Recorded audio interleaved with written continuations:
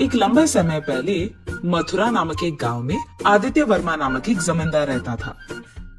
वो आदमी बहुत ही अमीर था। उसी कारण उस गांव में सभी उसको एक बड़े बुजुर्ग का इज्जत देते थे।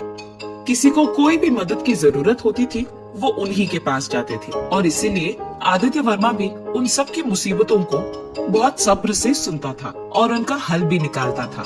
इतना ही नहीं, अगर किसी को पैसों की भी जरूरत होती थी वो हमेशा नाक बोले बिना देता था। इसी कारण उसका नाम गांव में बहुत रोशन हुआ। गांव में सबका इज्जत पाने वाला आदित्य वर्मा अपनी बीवी कुसुमा देवी का कभी नहीं कमा पाया।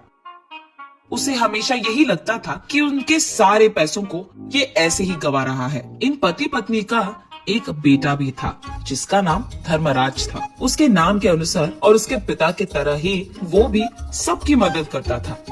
उसके पिता के व्यापार और खेती का काम ये खुद संभालता था। अपने पिता को काम कहे बिना वो सारी मेहनत अकेले करता था। धर्मराजू को धनलक्ष्मी नामक एक लड़की से 10 साल पहले शादी करवाया था आदित्य वर्मा ने। लेकिन कुसुमा देवी को हमेशा आज तक यही गुस्सा था कि उसने अपने बेटे का शादी एक ऐसी लड़की से करवाया जिसके पास एक फूटी कौड़ी भी नहीं थी। वो लड़की गरीब थी। उनके शादी के हुए 10 साल होने के बावजूद उनके कोई बच्चे ना होने के कारण कुसुमा देवी धर्मराज को हमेशा यही कहती थी कि वो एक और शादी कर ले। लेकिन क्योंकि धर्मराज को वो बिल्कुल अच्छा नहीं लगता था, वो ये विषय को अनदेखा और अनसुना कर देता था। ये सब जानकर धनलक्ष्मी अपने आप में बहुत रोती थी। ऐसे कुछ दिन बीत जाते हैं। एक दिन जब सभी मिलकर खाना खा रहे थे, कुसुमा देवी ऐसे कहती है, बेटा धर्मराज, मैं बहुत बार तुमको कहकर थक चुकी हूँ। मेरी बात मानकर तुम दूसरी शादी करोगे कि नहीं? अभी के अभी बोल दो। ऐसे कहती है। मुझे माफ कर दीजिए माँ, खुदा को गवाह मानकर मैंने इससे शादी किया है। इसको भूलकर मैं किसी और से शादी नहीं कर पाऊंगा। तब कुसुमा देवी आदित्य वर्मा की ओर देखते हुए, सुनिए, आपको क्या कहना है इस पे? आपके बेटे को आप खुद समझाओगे कि नहीं? आखिरी बार पूछ रही हूँ। ऐसे गुस्से में कहती है। अरे इतनी प्यारी जोड़ी है कुसुमा, इतनी अच्छी जोड़ी को बच्चे ना हुए इसी कारण के दोष से अलग करना है, ये धर्म नहीं है कुसुमा। ये दोनों तो एक दूसरे के साथ बहुत खुश हैं। बाकी भगवान की लीला, उनका ही लिखा होगा। ऐसे कहते हैं। ये वंश यही नहीं रुकेगी। अरे गांव में सबके सामने मैं अपना मुंह नहीं दिखा पा रही हूँ। जमींदार के घर में क्या कमी है? वो ऐसे बहू को क्यों रख रहे हैं जो उनको बच्चे भी नहीं दे पा रही है? एक और शादी करने में क्या गलती है? ऐसे मुझसे बहुत लोग पूछ रहे हैं, मैं क्या जवाब दूं? ये सुनकर धर्मराजू गुस्से में उठता है और, माँ, अगर हमारे वजह से आपको ये सब सुनना पड़ रहा है तो मैं और मेरी बीवी इस घर से और इस गांव से ही बाहर चले जाएंगे। मुझे माफ कीजिए पापा। ये कहकर वो तुरंत अपनी बीवी धनलक्ष्मी को लेकर उस घर से और उस गांव से चले जाता है। ऐसे घर छोड़कर धर्मराजू और धनलक्ष्मी वही पास में मौजूद रंगापुरम नामक गांव में वहां एक खाने की शाला चलाते हुए उनका जीवन निभाते हैं। धर्मराजू और धनलक्ष्मी उनके खाने की शाला में मौजूद रसोई के लिए लकड़ी लाने हफ्ते में एक बार जंगल जाते थे।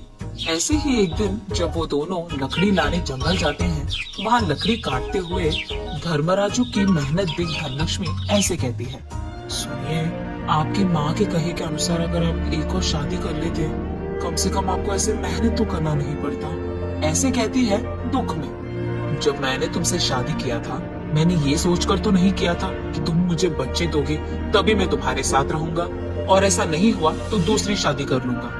वो मेरा धर्म नहीं है धनलक्ष्मी। मैं कभी धर्म के खिलाफ नहीं जाता, लेकिन हमारे से घर छोड़ के आने के कारण आपकी माँ उधर बहुत बुरा मान रही होगी ना। और वैसे उनके ये चाहने में तो न्याय है ना। जैसे मेरे पिता ने कहा है, ये सब भगवान का लिखा है। जो उनकी मर्जी वही हमारा भाग्य। हमें तो सिर्फ अपना काम करना चाहिए। तुम ये सब मत सोचो, चलो काम करो। ऐसे कहता है। ऐसे वो दोनों बात करते करते देखते हैं कि वहाँ एक गाय घास खाते हुए उनके पास आती है। उसे देख धनलक्ष्मी, सुनिए, इतनी सुनसान जंगल में ये गाय कहाँ से आई है? ऐसे पूछती है। शायद अपने भीड़ से अलग होकर आ गई है। तो फिर हम उसको हमारे साथ ले चले? अगर ये हमारे गांव में किसी का है तो हम उनको लौटा देंगे, ऐसे कहती है। ठीक है, तुम्हारी मर्जी। ये कहकर वो उस गाय के पास जाकर उसे देखते हैं। इसका पूंछ भला टेढ़ी क्यों है, जैसे कोई सुअर का हो, ऐसे कहता है। अब मुझे क्या पता, वैसे भी सारे जानवर एक ही तरह थोड़ी होंगे। चलिए ना, बहुत देर हो चुकी है। ये कहकर वो दोनों उस गाय को और लकड़ी को लेकर उनके घर चले जाते हैं। उस गाय को एक जगह में बांधकर उसको घास और पानी देते हैं। ये देख गाय बहुत खुश होता है और इसीलिए वो अपनी पूंछ को खोलकर वही मौजूद लकड़ियों को छूती है और बस तुरंत वो सब सोने में बदल जाता है। अपनी आंखों के सामने ये सब देख पति पत्नी दोनों आश्चर्यचकित हो जाते हैं। खुशी में, अरे ये तो कोई जादुई गाय है, भगवान ने खुद इसे हमारे पास भेजा होगा, ऐसे सोचते हैं। और बस उस दिन से, उस सोने से उनको जो भी पैसे मिले, वो दोनों उसमें से एक भी रुपए ना लेकर उन सारे पैसों को अपने खाने की शाला में उपयोग करते हैं और भूखों को खिलाने के लिए। और ये सब भी मुफ्त में करते थे।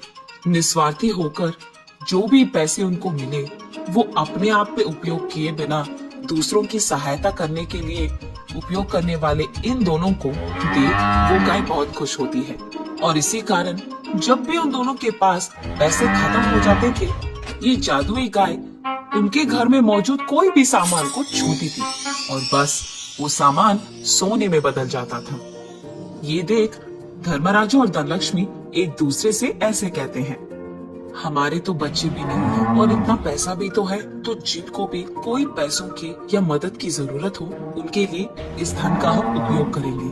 हाँ जी, हम यही करेंगे। और इतना ही नहीं, इस खाने की शाला में जो भी भूखा आएगा उसको हमेशा हम मुफ्त में खाना खिलाएंगे, वो भी पेट भर। ऐसे धर्मराज और धनलक्ष्मी उसी गांव में नहीं बल्कि आसपास के सारे गांव में अन्नपूर्णा नामक जोड़ी का नाम कमाते हैं।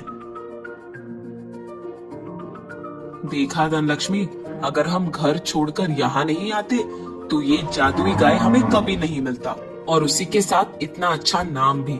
अब इसी को भाग्य कहते हैं। हाँ जी, बच्चे ना रहने की बाधा इन सब के प्यार के सामने तो कुछ नहीं है।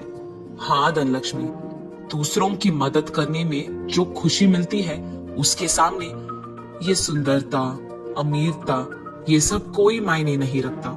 ऐसे उन दोनों को इतनी अच्छी नाम देने वाली कामधेनु का वो बहुत अच्छा ख्याल रखते हैं, प्यार से और इज्जत से उसकी देखभाल करते हैं।